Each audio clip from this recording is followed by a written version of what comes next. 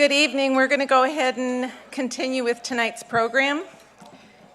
Keep enjoying your food, and we'll just get started. It's my honor tonight to welcome you here to the 2023 Verity Gala. It is so good to see all of you here in this room, and I'm honored to be here representing Verity tonight. We're really grateful that God called each of you to be in these seats in this room tonight for our important event to raise funds to make Verity strong. 2022 was quite a year. As most of you know, this event was originally scheduled for October 15th of last year, but it was obvious to us as we began to get news of the impact of Hurricane Ian that we would not be able to gather as planned. In fact, this particular hotel became the command center for city officials from our beloved Sanibel. Our community has suffered greatly as a result of the devastation brought on by Hurricane Ian. In just a few days, we're going to be celebrating or reaching the 6-month mark post-Hurricane Ian, and many in our community have suffered tremendous, indescribable loss. This is not lost on us at Verity. Our concern for and efforts to strengthen the financial well-being of Verity is mixed with our concern for the people whose faces are missing from here tonight. Not because they aren't here to financially support Verity, but because they are still dealing with tremendous loss and difficult hardship in their own personal experiences. So let me begin by saying tonight that this evening is about trusting God to provide for our needs and use those who are able to continue investing in life through the ministry of Verity. We have prayed for this event, and we have prayed for each one of you that God would speak clearly to you the role He wants you to play in protecting life through the ministry at Verity. 2022 saw another major development since we last met in this room. On June 24th, 2022, after almost 50 years of devastating loss of unborn lives, the very flawed Roe v. Wade law was finally overturned by the Supreme Court of the United States of America. Amen. Trigger laws were passed in 13 states and went immediately into effect, which banned most abortions in those 13 states. So certainly on a national stage, we've made progress. Yet in our own state of Florida, abortion through 15 weeks gestation remains legal, and although many efforts are underway legislatively to change that, we have much work to do. A place like Verity remains very much needed because unplanned pregnancy is still happening and abortion remains a legal option. So tonight I'd like to share a little bit with you about the impact that Verity is actually having on our community. In 2022, despite the possible threat of violence towards centers like Verity after Roe was overturned, and despite Hurricane Ian, we actually grew in our impact as a ministry in Southwest Florida. In fact, we received no threats of violence following the Supreme Court decision, and we sustained no physical damage to our facility from Ian. By the Monday after the storm, we were back in the office, ready to serve moms and dads. I had the privilege of meeting with a mom who was actually scheduled to have an abortion on September 28th, the day Hurricane Ian arrived. That appointment had been canceled by the abortion clinic the day before. And through God's providence and the internet, that mom found us and chose life for her baby.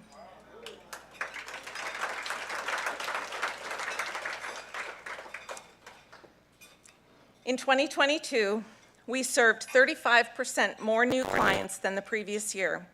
We served 33% more dads. We had the privilege and resources to serve 70% more people with material assistance like diapers and clothes because you supplied us with more than enough to give generously and ease the burden for moms and dads, especially after a hurricane like Ian. We served more abortion-vulnerable people and were used by God to save 168 little lives from the scourge of abortion.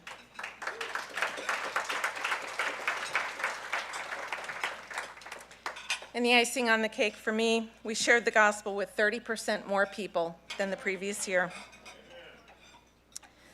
More important than these numbers, though, are the real people they represent, people we served, whose lives we hope are changed in small and large ways. So Emma Kelly is going to share with you one example of what can happen when God uses us for life in the gospel. Of course, that would happen to me.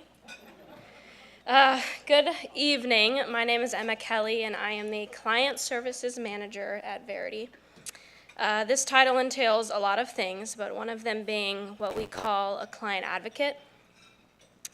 So I sit with the client in the counseling room before they meet with the nurse and complete the medical side of things. But before I share this story with you all, I didn't tell Becky I was doing this. And I didn't do this at lunch. I want to thank you, Becky.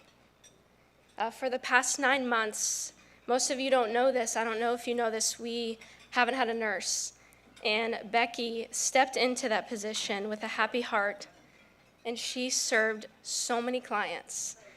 And me and her got to work one-on-one together, and I can just say that we have grown so much closer. I grew up my whole life knowing Becky. I don't know, my dad is Ted Treesh, so I grew up around Verity. There's actually pictures of me in a Verity counseling room doing a homeschool project in the same room that I sit with women in today. And so it's such a cool testimony. So I just would like to give Becky a round of applause for her work.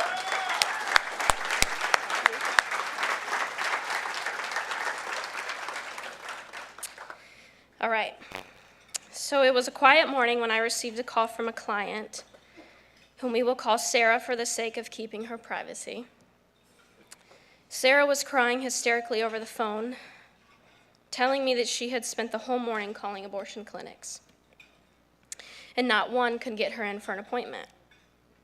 I let Sarah know that I was there to listen, and I encouraged her to come into Verity to discuss her options and confirm the pregnancy through a pregnancy test and an ultrasound to confirm how far along she was, both of which are essential things to accomplish before making any decision.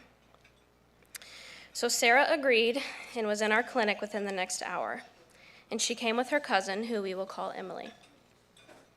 I brought Sarah back to our counseling room, and it was then that I found out that Sarah was only 16 years old and already had a 6-month-old baby girl. We spent over an hour in the counseling room talking, listening, and praying with Sarah and her cousin Emily. Sarah was living with her grandmother at the time, since she was not able to care for her child on her own. Her grandmother was threatening to kick her out of the house if she went through with this pregnancy and brought another baby home. She was hopeless and didn't know where to turn. So we did an ultrasound and confirmed that Sarah was around 7 weeks, 5 days. We saw a strong heartbeat, and Sarah was overwhelmed with emotions when seeing that heartbeat. She didn't want to have an abortion, but instead she wanted to choose life. Sarah's cousin Emily encouraged her and told her that she would be there for her every step of the way. As Emily and Sarah were leaving, I was able to introduce them both to our men's director, Jerry. And Jerry started to share the gospel with both of them in the hallway. And you could see the conviction in their hearts as tears began to fall from their eyes. Sarah's cousin Emily wanted to know if she could have a Bible since she didn't have one at home. And that day they left feeling more hopeful than when they walked in. But sometimes we serve people who respond the way we had hoped and prayed for while they are with us, but then decide to still go through with that abortion anyways. And that was the case with Sarah. We found out later that Sarah ended up choosing abortion, and we were devastated for her. But she also knew that we would be there for her no matter what she decided. And I still follow up with Sarah often to check in and see how she's doing. And I know that if Sarah ever needed us again, that she would call. But remember that Sarah didn't come alone that day. We didn't just minister to Sarah, but we ministered to her cousin Emily as well. And 5 months later, we received a call from Emily. She had found herself pregnant and needed a place to turn to. And she remembered us from Sarah's first visit and was comfortable enough to give us a call and seek the help that she was needing. And Emily chose life and gave birth to a beautiful baby girl in January of this year.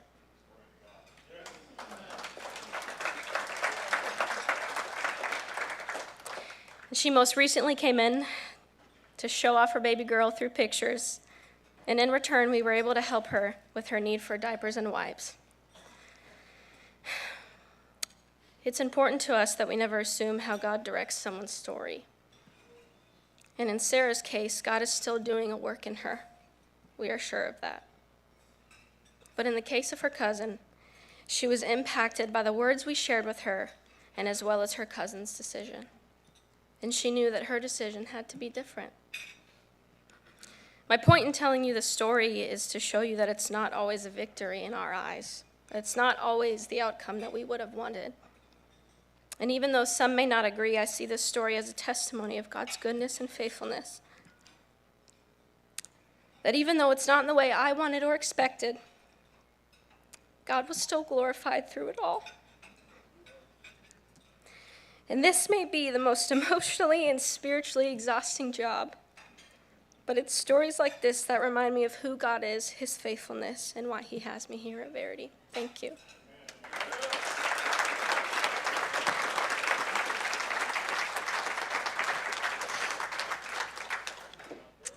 Yeah, she's a keeper.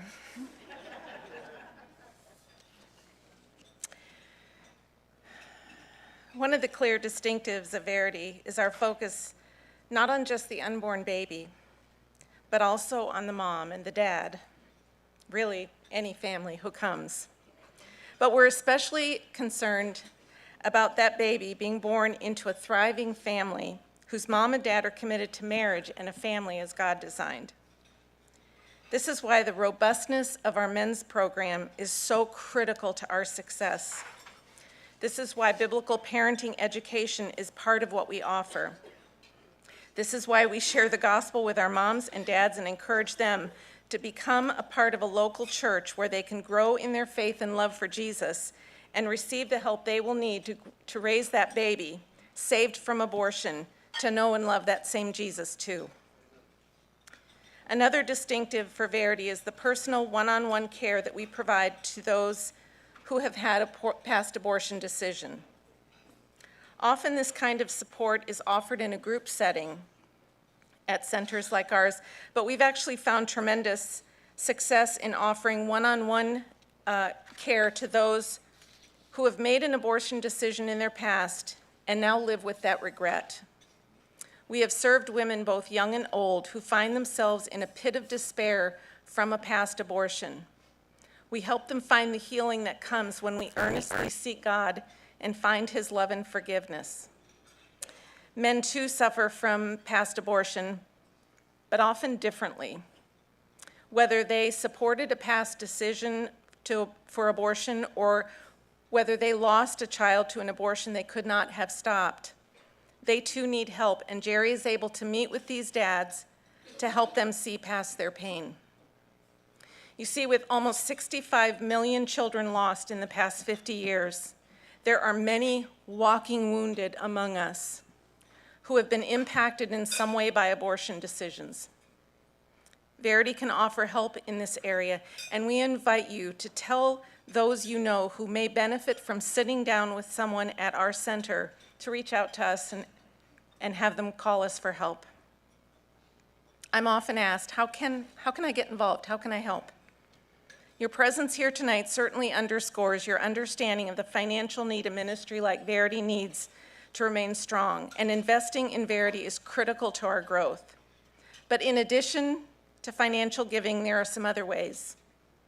We have volunteer opportunities for people to become part of the team of advocates and mentors that Emma talked about that meet with our Parents at Verity, we provide a self-paced training so that you're confident when you meet with moms and dads who are facing a life or death decision.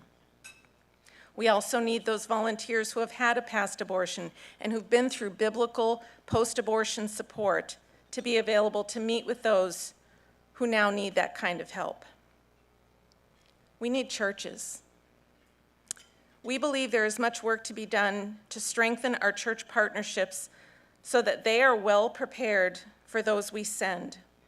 The people we serve often don't see the church as a safe place, an accepting place for people like them who have experienced unplanned pregnancy or a past abortion. But what better place than church to find people who will accept you and love you as you are and help you find and develop a relationship with the God who created you and loves you. Another way to help is through prayer. We have a group of prayer warriors, probably well over 100 now, all over our community, people who have said yes to praying at least once every week for Verity. They receive a weekly email with current and ongoing prayer needs, and joining that team would be a wonderful way for you to support Verity. There's a sign up at the Verity information table in the lobby, and we welcome you to add your name. And finally, one way we can all help. We all have a voice, something an unborn child does not have. I could tell you 100 stories of people who simply made a connection between someone they knew and someone we needed. That's actually how I came to Verity 10 years ago. That's how one of our board members learned of Verity, began as a volunteer client advocate, and now helps us as a board member. It may be how some of you found yourselves sitting here tonight. It is all of us being willing to recognize the importance of life and the value of being part of a ministry like Verity. Every unborn child, every mom, every dad is an image bearer of God himself. We owe him our willingness to show value to each one of them in whatever way he calls us. To that end, we have provided each of you with a tangible reminder to take home with you that a simple seed planted, watered, and nourished by the hand of God can accomplish much. Jesus said, if you have faith like a grain of mustard seed, you will say to this mountain, move from here to there, and it will move, and nothing will be impossible for you. So we are asking God tonight to do the impossible, both tonight and in the coming year, as we continue to plant seeds for life. And we want you to join us as we watch God do what only he can. Thank you so much for coming this evening.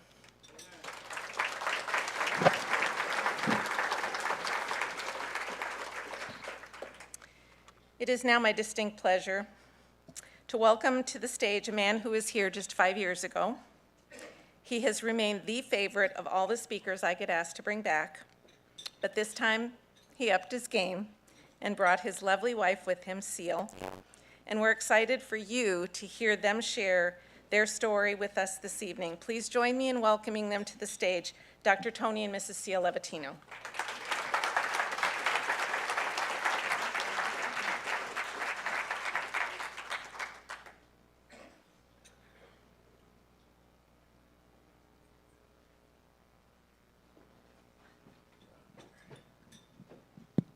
I'm on.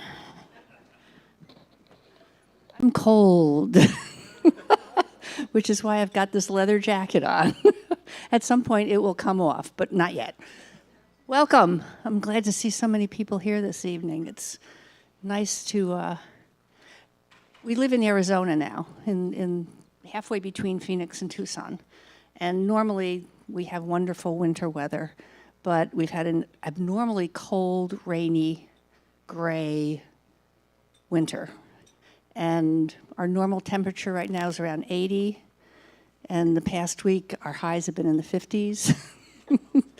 So it was, We're glad to be here. It was really nice to get out this afternoon. Thank you all for coming. How many people are at a pro-life function for the first time? Not too many. Welcome anyway. We're glad you're all here. The story we're about to tell you is not an easy one to listen to, and it's not an easy one to tell. But I promise you that everything we're telling you is firsthand and true. Imagine for a minute that you're an obstetrician gynecologist like me, and imagine that you're a pro-choice obstetrician gynecologist like I used to be. Your patient today is 17 years old. She's 20 weeks pregnant. Her uterus is all the way up to her umbilicus. If you could see her baby, and that's easy on an ultrasound, her baby would be the length of your hand, from head to rump, from the tip of your middle finger to your wrist, not counting the legs. That's a baby at 20 weeks. She's been feeling her baby kick for the last 2 weeks, and now she's asleep on an operating room table, and you're there to help her with her problem. You walk into the operating room scrubbed and gowned, and to the right, there's a table with your instruments. And the first thing you reach for is a suction catheter. This is a 14 Frank suction catheter. It's clear plastic. And imagine yourself putting this up through the cervix and instruct the circulating nurse to turn on the suction. And what you'll see is pale yellow fluid running through the tubing into the machine. That was the amniotic fluid that was there to protect the baby. Now, if she were only 12 weeks pregnant or less, a 12-week baby head to rump is the width of your hand, you could pretty much do the entire abortion with this one instrument. Babies this big don't fit through catheters this size. So you reach for your Sofer clamp. So you don't have to imagine one. I brought one along. It's stainless steel. It's about 13 inches long. The business end is quite heavy, and the business end is about 2.5 inches long and 1/2 inch wide with rows of sharp teeth. This is a grasping instrument. When it gets a hold of something, it does not let go. A second trimester D&E abortion, the way I used to do them, was a blind procedure. You do everything by feel. So picture yourself putting this up through the cervix. Be careful not to perforate the walls. They're thin and soft. And blindly grab anything you can and pull, and I do mean hard. And out pops a leg about this big, which you put down on the table next to you. And reach in again, grasp and pull hard. Out comes an arm about the same length, which you put down on the table. And reach in with this same instrument again and again and tear out the spine, the intestines, the heart and lungs. Head on a baby that size is about the size of a plum. You can't see it, but you're pretty sure you've got it if your instrument's around something and your fingers are spread as far as they can go. You know you did it right if you crush down on the instrument and white material runs out of the cervix. That was the baby's brains. Now you can pull out skull pieces. Sometimes the little face comes back and stares back at you. Congratulations. You just successfully performed a second trimester D&E abortion. You've just affirmed her right to choose. You just made, in today's dollars, over $2,000 legally in 15 minutes.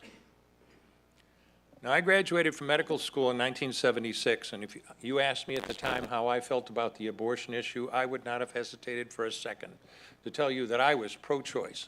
This was a decision between a woman, her doctor, and no one, including the baby's father, had anything to say about it otherwise. You know, a lot of people identify themselves as pro-life or pro-choice. For many people, it doesn't affect their lives directly. It doesn't even affect how they vote. But when you're an obstetrician gynecologist and you say you're pro-choice, this isn't some vague political position. You have to decide whether you're going to actually learn to do those procedures. So right along with learning to do deliveries, hysterectomies, and all the things that OBGYNs do, I learned to do first and second trimester abortions. Now, in the late 70s, when I was training, we had a clinic that met in the hospital twice a week. And if patients were 12 to 13 weeks, up to 12 or 13 weeks from their last menstrual period, we'd bring them in for suction D&C abortions. And these are still done, although medical abortions have taken over as the most popular early abortion method. There were no medical abortions then. And we would schedule them, believe it or not, in the delivery room, and it was my turn to do them. I would do 2, 3, 4 in the morning, never thought anything of it. If they were more than 12 to 13 weeks pregnant, we'd make them wait several weeks and bring them back for saline abortions. And these aren't done anymore, but suffice it to say that these women had to go through labor. It would take anywhere from 8 to 36 hours for them to deliver their usually dead children. But I was dedicated, and every doctor, abortionist or not, wants the same thing: happy, healthy patients. It was during my first year of training. I was working at night and went down to the cafeteria for a break, and an attractive young nurse came and sat down next to me, and she's standing right here. Key word there was young. Yeah. That was like 47 years ago. Get it? We were born and raised in New York, and that's where we met, at a medical center. Jerry, we share New York. Every once in a while, he catches my long forgotten New New York accent. Anyway, New York has the dubious distinction of having legalized abortion 3 years prior to Roe versus Wade. So in 1970, abortion was legalized in New York. And in 1971, I was in nurses training and getting ready to do my OB rotation when our instructor came to us and said, the hospital's going to start performing abortions, and you as nursing students need to make a decision as to whether you want to learn how to assist the physicians. And there was only one other nursing student besides myself who said, no, not interested, not going to do that. And that was pretty much it. I graduated, I went into renal transplants, and OBGYN was the furthest thing from my mind. Frankly, I didn't want to be around screaming women. And so I chose kidneys instead. And that was it. I was pro-life, but I was a bystander to the movement until Tony and I met. We started dating, and we learned pretty quickly that we were on opposite sides of this issue. And as often happens in marriages, especially those of you who've been around as long as we have, once you figure out that it's kind of easy to avoid one important topic, you can avoid other important topics, and communication breaks down. And that was the pattern that Tony and I got into. We got married. At the time, we were in our late 20s. We thought we were really old and needed to start having a family. And we found out very quickly that we were not getting pregnant. So I started going to the top infertility specialist in town. And for a long time, we went through all the tests and surgeries and more tests. And for any woman, any couple that have been through infertility, you understand when I say it is painful, both emotionally and physically. It's frustrating, it's discouraging. You're jealous every time somebody you know gets pregnant. It's an awful way to try to have a baby, but we did it.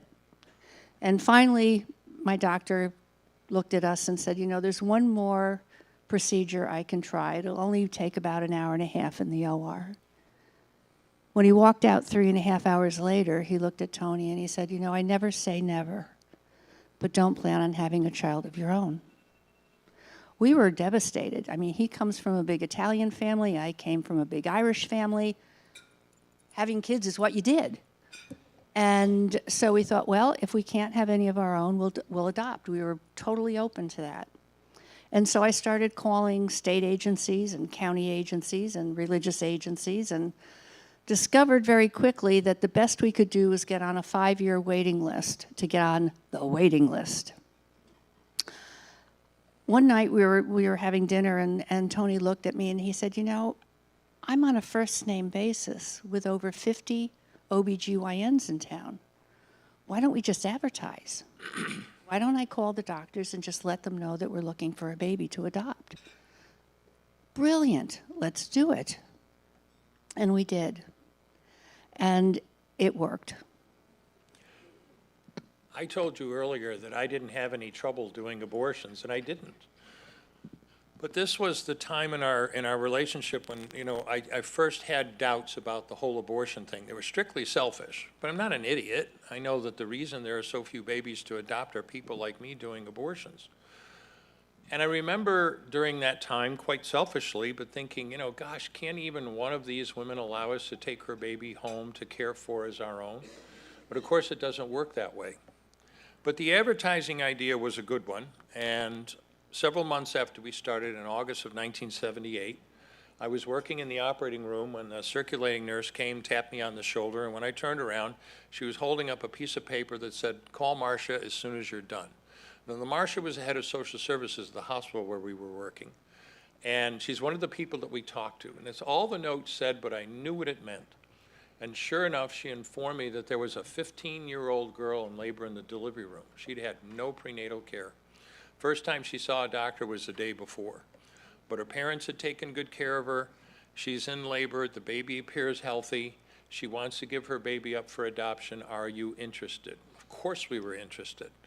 I remember staring at the face of the telephone to call my wife with this news and know that I was just 7 digits away from becoming a father. And literally, by the grace of God, we were able to adopt a little girl that we named Heather in August of 1978. Wonderful. We've got a baby. And after all the years, and after all the tears, and after all the doubts, now we had a daughter, and my wife got pregnant the very next month. And I knew I could do it. our son Sean was born in July 1979. Now, Sean and Heather were only 10 months apart, and they were figuratively... Notice they both had Irish first names. If they were going to be stuck with an Italian last name their entire lives, they had Irish first names. Exactly. But, you know, they were only 10 months apart, and anyone who didn't know that Heather was adopted would look at the two of them and go, 10 months apart? Man, you didn't give your wife much of a break, did you? But hey, I've got the proverbial millionaire's family. I've got a son and a daughter. And any doubts I had about abortion simply evaporated, and I went back to business as usual. I graduated from my residency program in 1980. We moved to the west coast of Florida, just outside of Tampa. Found out within a year that a young family with young kids didn't belong in a retirement community, so we pulled up stakes and went back to New York. And I set up practice with a physician that I had worked with. Now, Bill and I were practiced abortionists. We were not running an abortion clinic. It was a regular OB/GYN office like pretty much every woman in this room has been to. And we did everything. We did deliveries, we did hysterectomies, but we also did abortions just as part of our practice. And at the time, in the early 80s, in the abortion industry, we were looking for a better method of second trimester abortion, these late-term abortions. The saline abortions that we've been doing up to that time were dangerous. You're injecting very high concentration salt solution into somebody's body. It can be very serious complications. Prolonged labor, long hospital stays, really, really difficult on the patients, very difficult on the staff. We wanted a method of second trimester abortion like first trimester abortion. We wanted a method where the woman could go to sleep, and when she woke up, it would all be over. And that's when D&E abortions were being developed. There were a lot of doctors who did abortions in the Albany area at the time, but none of them wanted to touch that procedure. It was tricky. And Bill and I saw an opportunity, so we trained ourselves to do these second trimester D&E abortions. And as a result, we were getting referrals from other physicians to do this procedure on their patients. Over the next 4 years, I did 1,200 abortions. Over 100 were the D&E that I described. But hey, life's good. Kids are growing, and we're finally making some money. We can finally afford a home. And everything was just lovely until June 23rd, 1984. Heather was exactly 2 months away from her 6th birthday. Sean was just a few days away from his 5th birthday. It was a Saturday, and it was a beautiful day in Albany. I was on call, but it wasn't very busy. I made rounds and got to spend the rest of the day with my family. We took the kids to an amusement park that afternoon. We had dinner together, and we had friends come over for cake and coffee. And we were talking with our friends that night, and at 7:25, we heard the screech of brakes out in front of the house. Kids had gone in the road. Heather had been hit by a car. She was a mess. We ran out and did everything we could. I'm a doctor. I'm supposed to be able to save people's lives. My wife was an intensive care nurse. This was our work. We did everything we could, and it made absolutely no difference, and she literally died in our arms in the back of an ambulance that night. Now, if you have children, you may think you have some idea of what that might feel like. If you haven't been through this yourself, you haven't got a bloody clue. I hope you never find out. But what do you do after a disaster? You bury your child, you take some time off, and then you try to get back into your life. And I don't know how long it was after Heather's death, but I showed up at OR number 9 at Albany Medical Center just like I had over 100 times before for a second trimester D&E abortion. I wasn't thinking of this as anything special, it was routine. I had other things on my mind. And I started that abortion, and I reached in with that sofa clamp, and I ripped out an arm or a leg, And I just stared at it in the clamp, and I got sick. You know something, when you start an abortion, you can't stop. I talked earlier about stacking up body parts on the side of the table. That's not to gross out the people that came to the dinner. When you do an abortion, you have to keep inventory. You have to make sure that you get 2 arms, 2 legs, and all the pieces. Because if you don't, your patient will come back infected, bleeding, or dead. So I finished that abortion, and I know it's hard for people to understand sometimes, but I promised you earlier that everything we're telling you is firsthand and true. For the first time in my career, after all those years and all those abortions, I really looked at that pile of body parts on the side of the table. And I didn't see her wonderful right to choose, and I didn't see what a great doctor I was helping her with her problem, and I didn't even see the $2,000 cash I just made in 15 minutes. All I could see was somebody's son or daughter. And it occurred to me in that moment that this patient had come to me, figuratively, never literally, but came to me and said, here's $2,000, kill my son or daughter. And I was the kind of person that would look her right in the eye with no compunction at all and say, sure, I'll do that. Well, needless to say, we were going through a really difficult time. And our friends would come, family would come, try to comfort us, try to support us. And Tony had turned into a bear. Earlier, I had said that communication wasn't our strong point at that point. And I had no idea he was doing abortions, how many abortions he was doing, how often he was. We didn't talk about it. But I knew after Heather died, because he became an absolute bear to be around. He was angry, he was lashing out at Sean, me, our friends. And he got into a blame game. It was the girl's fault for getting pregnant. It was the hospital's fault for allowing abortions to be done. It was everybody's fault but his. And it had gotten to the point where I literally had suitcases packed. As far as I was concerned, our marriage was over. It had been over for a long time. And this particular night, the bags were packed. I figured I've got nothing to lose by confronting him. So as he was in one of his tirades, I just looked at him. I said, you know, it's not the girl's fault. It's not the hospital's fault. It's not the nurse's fault for scheduling them when it's your turn to do them. I said, it's your fault that you're feeling like this. They always say, husbands and wives remember things differently sometimes. The words I remembered were, you stupid idiot, if you're feeling so bad about this, why don't you just quit? I confess. Yeah, really. I think the words were a little harsher than Not that. even that. It's a Christian group. But she had broken our unspoken rule, and we started talking about abortion, and that was the opening salvo and what turned into a 2-hour conversation about that and a lot of other topics. And I'm happy to say that she didn't leave at the end. And the next day I went to my partners and I told them I would no longer do any more second trimester D&E abortions. It was just too difficult. And they were very understanding at first. I told them, you know, I would just do the little ones. I would do the suction D&C abortions we were doing in the office. And for a few more months, I soldiered on doing those. I told you, I was dedicated. I knew I would get over this. But a change had occurred that I couldn't take back. You think doctors are so smart? We're no different than anyone else. When you finally figure out, here, not here, that killing a baby this big for money is wrong, it doesn't take you too long to figure out that it doesn't matter if the baby is this big or maybe even this big, it's all the same. Sometimes I get a chance to talk to school groups, either high schools or colleges. Whole different kind of atmosphere on those sometimes. But I point something out to them. It is so easy to talk about disposing someone else's life. But the fact of the matter is, today you're an adult. Once you were a child, you didn't look anything like you look today. Once you were a baby, once you were this big, but it was always you.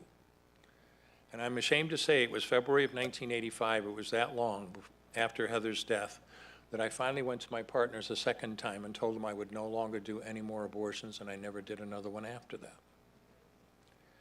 Now, you can hear a story like this, and I would understand completely if you said, okay, look, yeah, great, great story, but you know, he's a doctor, she's a nurse, I'm not in medicine, I'm an accountant, I work for the post office, I take care of my kids.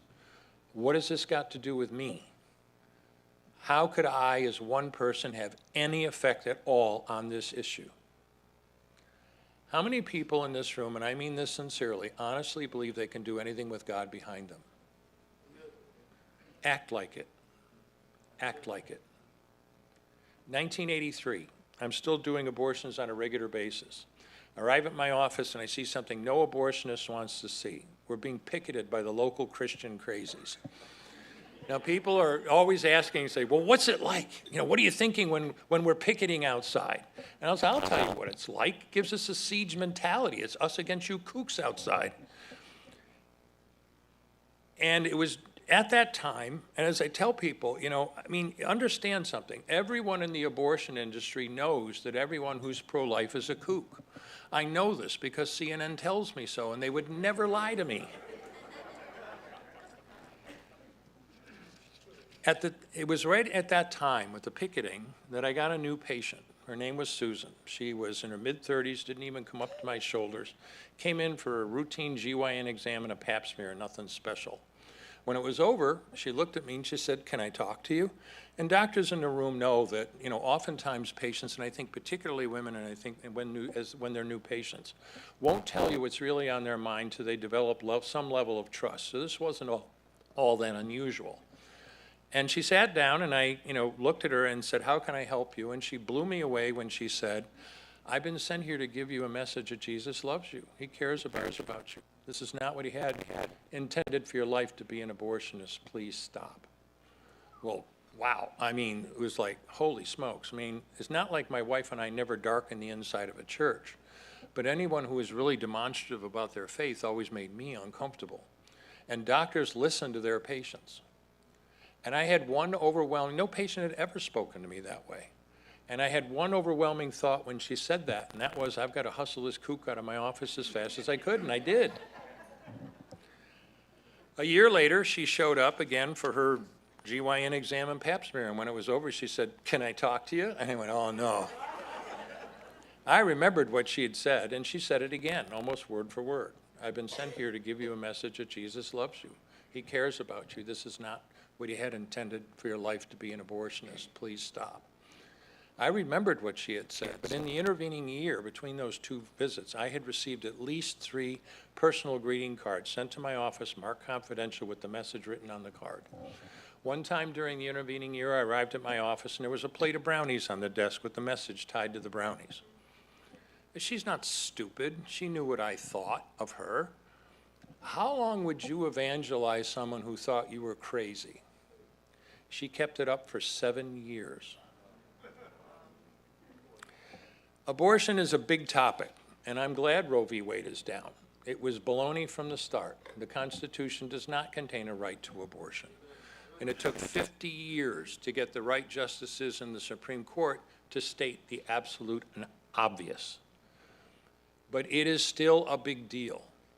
They used to complain about violence against abortion clinics. Well, now there's violence against pregnancy centers. And the big deal now is medical abortion. That drug was pushed through the FDA at warp speed back in 2002. It's been almost 20 years now.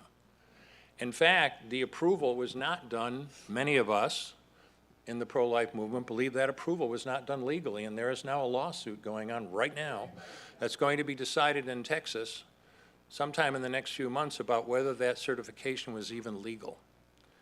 But medical abortion is the word, and the reason they pushed it through, you see, many of the people that got involved in the abortion industry, like me, are getting older.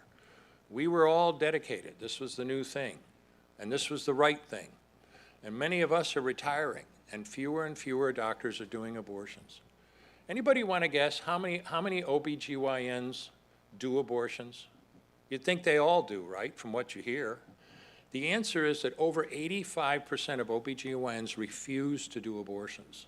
That number's been looked at over 10 years in 3 different scientific studies. They've all come up with the same number. And this has got them worried. But a pill. You see, you don't have to have any surgical skill. All you have to do is write a prescription. And if your patient has a complication, no problem. Go to the emergency room. In medical terms, and doctors know this is called dumping. And the professional organizations have absolutely no problem with patients being dumped to emergency rooms and people who made money from that abortion sleep soundly at 2 in the morning while their patient is struggling. This is what it's become. Your kids are being told that abortion is 14 times safer than carrying a child to term. And that was based on a scientific paper on very shaky grounds that I don't have time to go into. Your kids are being told that using the abortion pill regimen is 4 times safer than taking aspirin. Excuse me. You go through an abortion pill regimen and there's up to an 8% chance you're going to need surgery for hemorrhage, infection, incomplete abortion, or a failed abortion. It just doesn't work at all. 8%.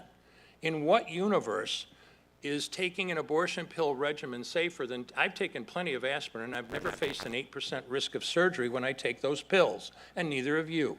But this, and I'm sorry, the medical term is crap, is being put out. It is, it's crap, but it's being put out and kids are buying it. And now you can have an abortion just by talking to somebody on a video screen. You don't even have to see anybody. Forget the fact, and FDA says, they have new regulations as of January. You must be able to accurately date a pregnancy before using the abortion pill regimen. You cannot do that on a video screen. You must absolutely be able to exclude an ectopic pregnancy. 2% of all pregnancies are ectopic. Women have died taking the abortion pill with ectopic pregnancies. No problem. No problem at all. ACOG and the other organizations are not saying a word about it, because we want abortion to be easy and accessible. And that's exactly why Verity and other pregnancy centers are so important. I left my practice in 1990. There was a lot going on in that practice. When I stopped doing abortions, the partners were very understanding at first. But when we got involved in the pro-life movement, ooh, this was not good. See, several months after I stopped doing abortions, my wife had called and told me that we had been invited to a pro-life potluck dinner. And I laughed. Why would I want to go to some pro-life potluck dinner with a bunch of kooks? I mean, look at this. You think God doesn't have a sense of humor? But I had an easy out. We had another obligation that night. But as it coincidentally happened, and I understand coincidences now, the pro-life potluck dinner was on the road to where we had to go. And so I looked at my wife and I said, you know what, just for giggles, let's stop at the pro-life potluck dinner. We did. Everybody looked up, place went dead quiet. I had no idea these people knew who I was, but they did. And a lot of them didn't know I wasn't doing abortions. I didn't take out an ad, I just quit. We ended up spending an hour and a half at the pro-life potluck dinner. Guess what? These people weren't kooks. They understood the medicine, they understood the law. They were giving of their time voluntarily and sacrificially, as well as their own treasure, to fight what they saw as the worst human rights abuse of our time. And this impressed us, and we joined that group called Citizens Concerned for Human Life. But once we got involved in the pro-life movement, ooh, that was not cool with the partners. And in 1990, I walked away from that practice. It was a lonely time.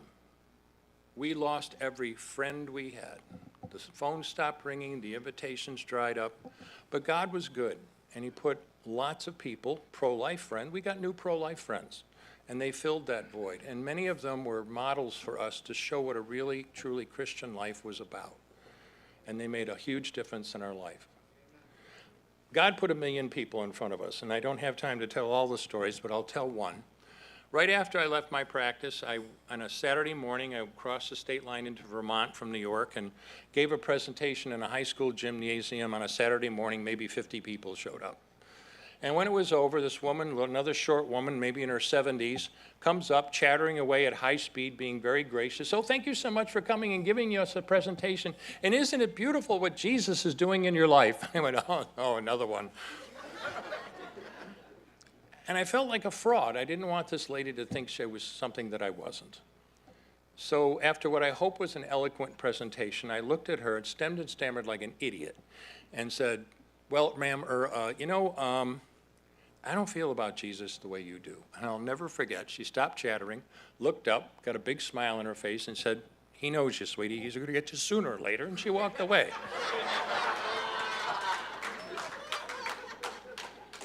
And he did. Very soon after that.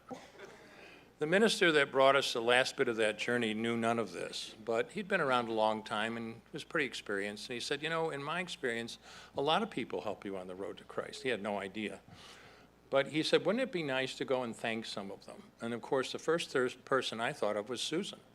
I told you, I'm serious. She kept up her one-woman war for 7 years. So I called her up, told her what had happened, invited her out to lunch. And at lunch, I found out something that I hadn't known before. She was one of those people picketing my office in 1983. And I would have never understood it then, but I understood it now when she said, I can't explain it. I just felt strongly that I was to come to you as a physician and give that message. I fought it. I didn't want to patronize an abortionist. She said, but the more I fought it, the more I felt I was supposed to do it, so I did. And she did it in faith all those years. That's the power of one person with God behind them. We're going to start wrapping up, but to put an exclamation point on what one person can do, I'm going to tell you a couple of true stories. There was a woman who we used to call in upstate in Albany, New York, pro-life jack of all trades. She would do anything that needed to be done. If phone calls needed to be made, she made them. If envelopes needed to be stuffed, she stuffed them. If we needed people out in front of Planned Parenthood, she was there.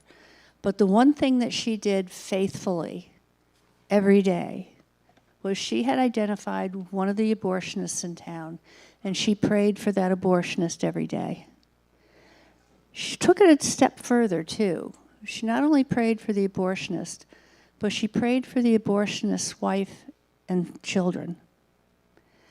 The other thing that she did anytime she could, she would go into the schools, to the middle schools, and do pro-life presentations.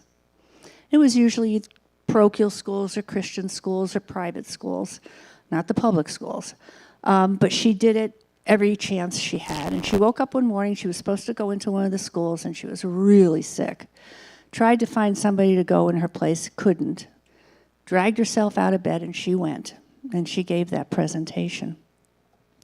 That night, one of the little girls that had been in that classroom was having dinner with her parents, and her parents asked her the same question we've all asked our kids a million times. What happened in school today? And this little girl proceeded to tell her parents about this woman who came in and did a pro-life presentation. And she finished by looking at her parents and saying, how could anybody do that to a baby? That little girl in that classroom that day was the little girl who she had been praying for. That little girl's daddy was the abortionist that she had been praying for. Her daddy was so afraid that his little girl was going to find out what he did that he committed that night to never doing another abortion, and he didn't. That's the power that every single person in this room has. Every one of you. Last story, early 1990s, we were involved with Focus on the Family, Dr. Dobson and Focus on the Family. And at that time, Planned Parenthood had started a program where they were paying third-year medical students $1,000 to go in and spend 6 weeks observing in the abortion clinics. Now, Planned Parenthood knew that these third-year medical students couldn't do anything, but that wasn't the point. The point was to desensitize them because they were desperate for new doctors.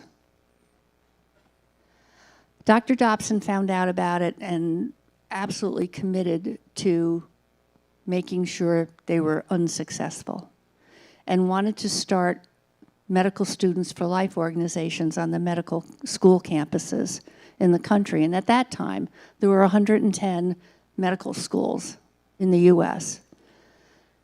I was honored to be the executive director for him and getting this up and running. And by the time I walked away from it, we had medical students for life organizations on 80 of those 110 campuses. We would raise money, bring these kids to Washington for the March for Life in January, and just let them know that they were not alone. And it was a great experience. One of the things that we did was one year there was a medical conference at Disney World, and it was a conference of the doctors, the professors who taught in the medical schools. And you had all these medical equipment companies in the exhibition hall with all of their gadgets and stuff.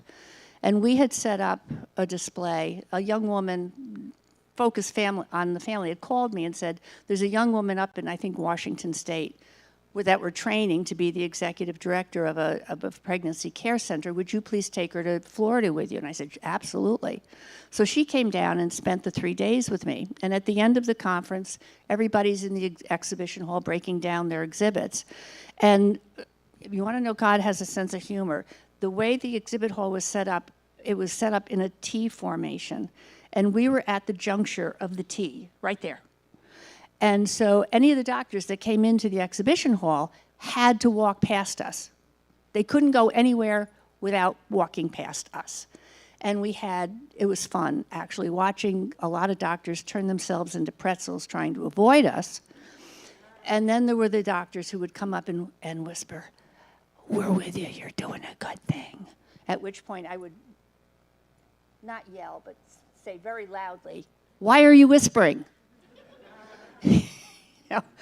But at the end of those 3 days, as we're breaking down, and the point of this story is this female doctor literally came charging at me, yelling at the top of her voice, you don't belong here, you're on the wrong side of the issue. This is pre-9/11. She was calling us a terrorists. It was unbelievable. And every time I would try to say something, she would just keep yelling at me.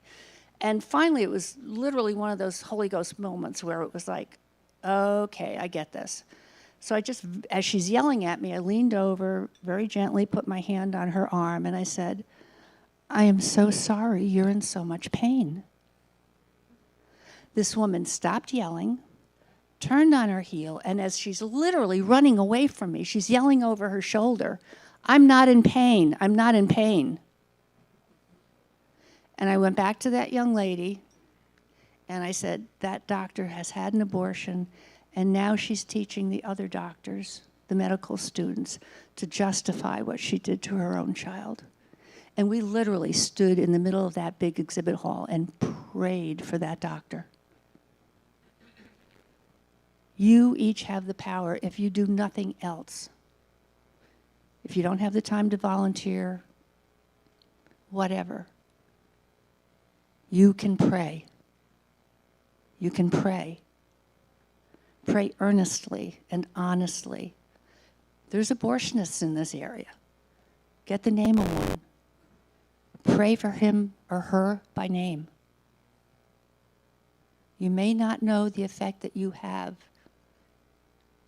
in this life, but I promise you, you will have an effect. Your prayers will have an effect. Thank you.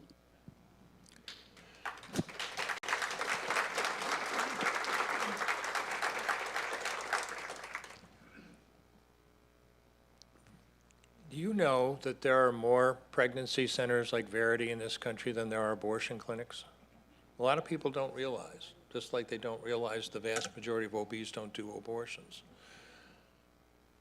And it's those pregnancy clinics that are so important to the people in your community and make a huge difference and save lives, as you've heard tonight. But they don't get government funds. They don't get $500 million of your tax money like Planned Parenthood does. Every year. Every year. They depend on you. Without you, there's no pregnancy testing. Without you, there's no counseling, either before or after an abortion. Without you, there's no ultrasound. Ultrasound is so key. The majority of women, it's been shown again and again, if they see their baby on an ultrasound screen, will not abort. And interestingly, if dad sees his baby on an ultrasound screen, even more of them won't abort. And that's why dads are so important. So without you, there is no ultrasound. Without you, there is no father's program. Without you, there is no hope for these women who so many, and believe me, as an abortionist, I knew that so many women coming in to exercise their right to choose because they think they don't have a choice, who just needed to have the opportunity to sit and talk with somebody, get counseling, get some support for their needs, and it made all the difference in terms of the lives of their own children, their son or daughter.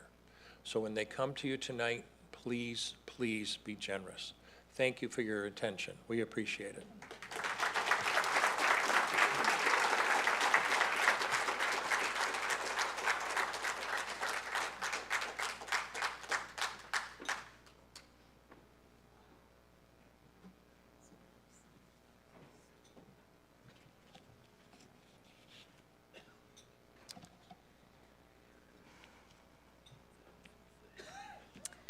Psalm 139 reminds us what God thinks of unborn babies. David says in that psalm, "For you formed my inward parts. You knitted me together in my mother's womb. I praise you, for I'm fearfully and wonderfully made. Wonderful are your works. I know this very well." We are all here tonight because long ago, God knitted each of us together in our mother's womb. He designed each of us with a unique purpose. We get to be here in this moment in history to fulfill His plans with the passions and talent that He gave us in that knitting process. I don't know why you are here tonight, but I know you're here for a reason. I shared earlier all the ways that you can be part of saving unborn lives and being a voice for the most vulnerable, the child in the womb. We're unapologetic to raise funds this evening to keep Verity financially strong, and that is our clear priority for this evening. But perhaps as you sit here tonight, you'd also like to help in other ways. You have an opportunity this evening to join us in the mission to protect life and promote the gospel. I'm not here to coerce you. I would suggest that if God is speaking to you, you would be wise to obey.